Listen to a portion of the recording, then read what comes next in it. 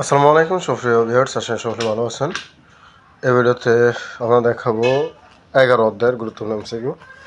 এখন এসে বৃত্তের ব্যাসার্ধ দ্বিগুণ হলে ক্ষেত্রফল কত বাড়বে। তো বৃত্তের ব্যাসার্ধকে যদি আমরা দ্বিগুণ করি তাহলে ক্ষেত্রফলটা আমাদের বাড়বে 4 গুণ।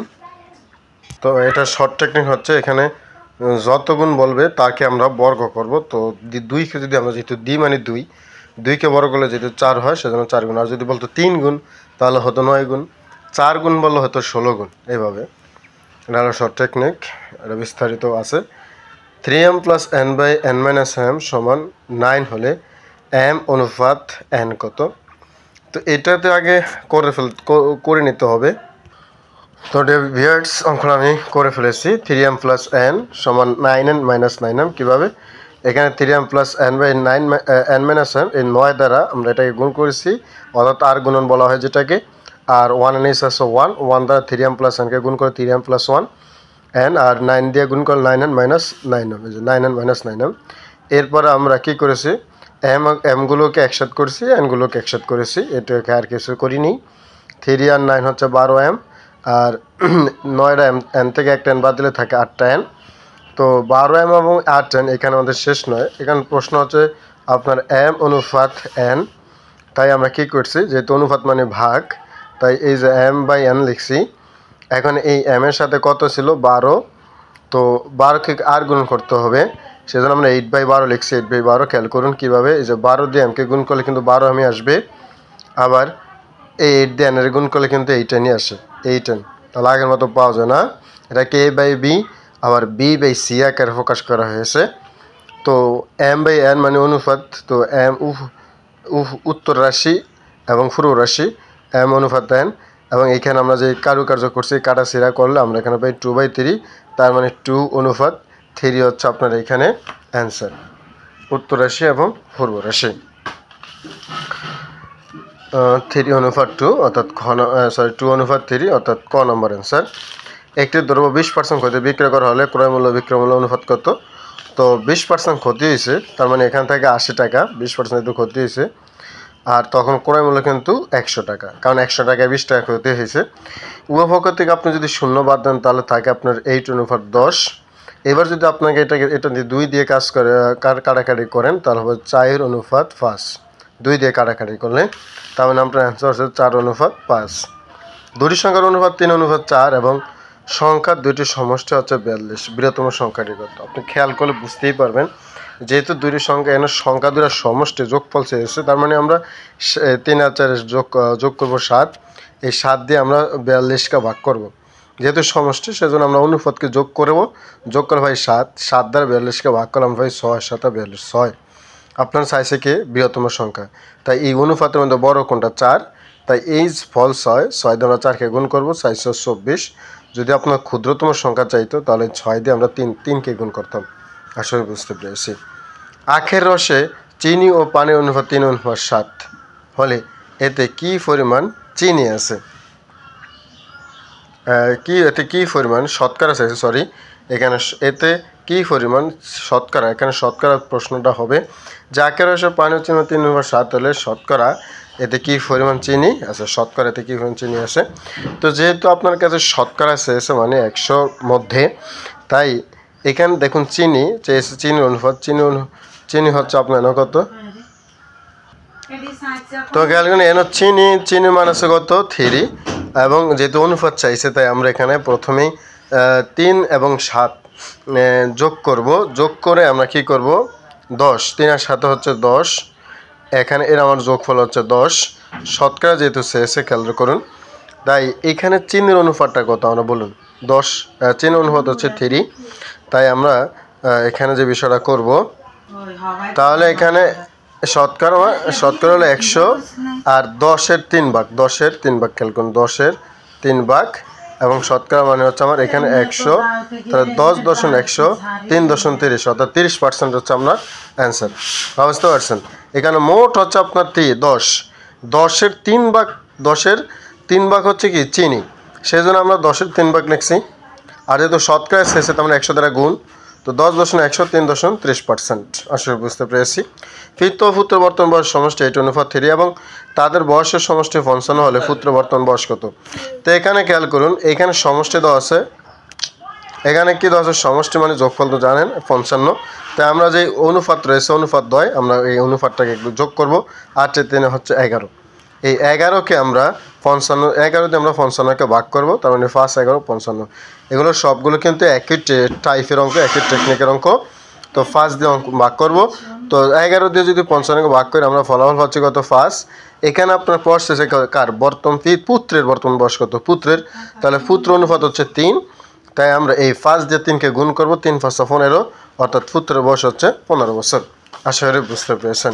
নেক্সট, এবার এখানে খেয়াল করি, একটি ক্রমিক সমানুপাতি ও প্রান্তীয় রাশি দুইটি 4 এবং 16 হলে মধ্য সমানুপাতি কত? তো মধ্য সমানুপাতি একটা সূত্র রয়েছে, মানে মধ্য রাশি নির্ণয়ের একটা সূত্র রয়েছে, যে মধ্য রাশি হচ্ছে √। এইখানে আমরা এটাকে বর্গ করব এবং এটাকে বর্গ করব।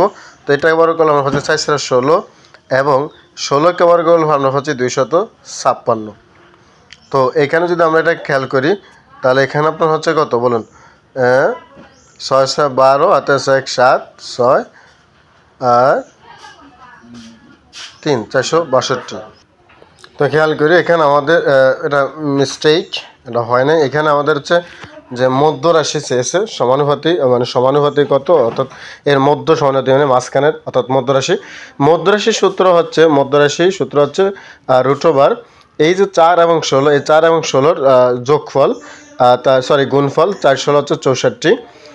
এখানে 4 এবং 16 যে দুটি রাশি দেওয়া থাকবে সেই দুইটি রাশিকে আমরা গুণ করব, 4 16 64। তো 64কে যদি আমরা রুট করি তাহলে আমরা পাচ্ছি 8, অর্থাৎ 8 answer. I am extremely sorry for before the math. By the dear friends, এরপরটা দেখুন, সমানুপাতের উদাহরণ নিচের কোনটি? তো সমানুপাত হচ্ছে আপনার যখন দুটি অনুপাত সমান হবে, অর্থাৎ বাম পক্ষ আর যদি ডান পক্ষের অনুপাতগুলো সমান হয় তাহলে সেটা হবে সমানুপাতের উদাহরণ। তাহলে এখানে খেয়াল করুন, 3:4 এবং 4:3 এরা কিন্তু কখনোই সমান নয়। 2:3 আর এখানে 6:10। তো 6কে যদি আমরা 2 দিয়ে ভাগ করি তাহলে এখানে 3 পাবো, আর এখানে 10কে 2 দিয়ে ভাগ করলে পাবো 5। কিন্তু এখানে 2:3 এনে পাচ্ছি 3:5, তার মানে এটাও সঠিক নয়। 3:2, এখানে দেখুন 9:6। তো 3কে যদি আমরা 3 দ্বারা ভাগ করি, 9কে যদি 3 দ্বারা ভাগ করি আমরা 3 পাচ্ছি, এবং 6কে যদি 3 দ্বারা ভাগ করি তাহলে আমরা পাচ্ছি 2। মানে 9 ও 6কে আমরা 3 দ্বারা ভাগ করছি। তাহলে বাম পক্ষে 3:2, ডান পক্ষ 3:2, যেহেতু উভয়পক্ষে সমান রয়েছে, সুতরাং এটি হচ্ছে আমার কি সমানুপাতের উদাহরণ। নিচের কোনটি ক্রমিক সমানুপাতিক? ক্রমিক সমানুপাতিটা হবে আপনার A/B সমান B/C, অর্থাৎ B² যদি আপনি AC পান তাহলে সেটা হবে আপনার ক্রমিক সমানুপাতিক। B² সমান যদি আপনি AC পান তাহলে B² সমান AC আমরা কোথায় পেব? দেখুন এইখানে যদি আমরা একটু ভাগ করি, এই গ নম্বরে আমি আন্দাজে গ নম্বরটাই নিলাম। তো 2 দিয়ে যদি আমরা 4কে ভাগ করি তাহলে হবে 1/2। একইভাবে যদি আমরা 4 দিয়ে 8কে ভাগ করি তাহলে তাও আমরা পাচ্ছি 1/2। তার মানে খেয়াল করেন, এই 2/4 সমান হচ্ছে 4/8। 2/4 সমান কি হচ্ছে আমার 4/8 নাকি? এই যে 2/4 মান হচ্ছে 4/8 সমান হচ্ছে হাফ। তাহলে এই সাইড দিয়ে সাইড দোনটা একই রকম। দেখেন এই যে B দিয়ে B দোনটা একই রকম না? B দিয়ে B দোনটা একই রকম। তার মানে এই সাইড আর সাইড দোনটা একই রকম। তার মানে সাইড² সমান 8 × 16। অর্থাৎ আপনি যদি এটাকে B হিসাব করেন তাহলে B² সমান, এটাকে যদি আপনি ধরেন A, এটা যদি ধরেন C তাহলে হবে AC, অর্থাৎ B² সমান AC হিসাবে এটাকে রূপান্তর করা সম্ভব। তার মানে অ্যান্সার হচ্ছে গ। ফি অনুপাত কিউ সমান 3:4, সমান 3:4 এবং Q/R সমান 5:7 হলে F/Q/R এর মান কত? এখানে দেখুন 3টা অনুপাত চেয়েছে, এখানে F/Q/R অনুপাত কত? এখানে আমরা খেয়াল করব F/Q এবং Q/R কোনটি ডাবল রয়েছে। তো ডাবল রয়েছে এখানে Q, এখানে দেখুন ডাবল রয়েছে কে? Q। তো Qর অনুপাত কত? এখানে Qর অনুপাত হচ্ছে আপনার 4, আর এখানে Qর অনুপাত হচ্ছে আপনার 5। এটাকে আমরা কিভাবে শর্ট টেকনিক আকারে করবো একটুখানি খেয়াল করি। তো এইখানে প্রথম যে পির অনুপাতটা দেওয়া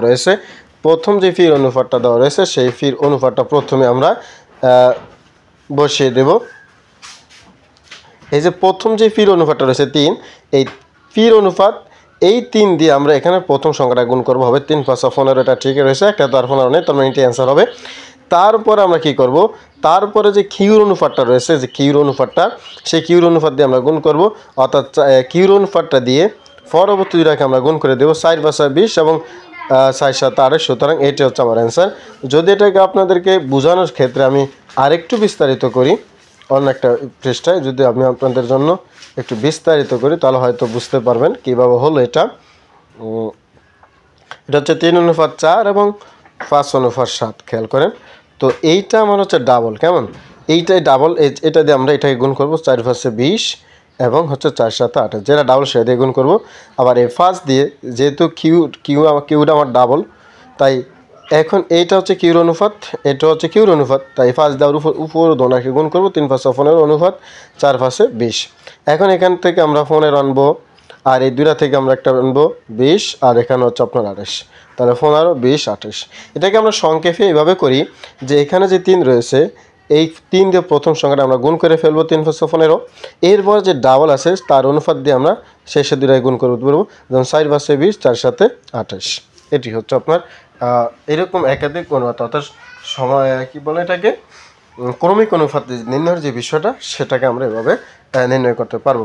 তো বন্ধুরা, আজকে এ পর্যন্তই। আশা করি অনুপাতের যেই সমস্যাগুলো রয়েছে, যে অ্যান্সারগুলো আসার কথা ছিল, যে অ্যান্সার আসার সম্ভাবনা, সেই অ্যান্সারগুলো আমরা প্রথম পর্ব এবং এই দ্বিতীয় পর্ব দ্বারা শেষ করে ফেলেছি। ধন্যবাদ সকলকে। আল্লাহ হাফেজ। আসসালামু আলাইকুম।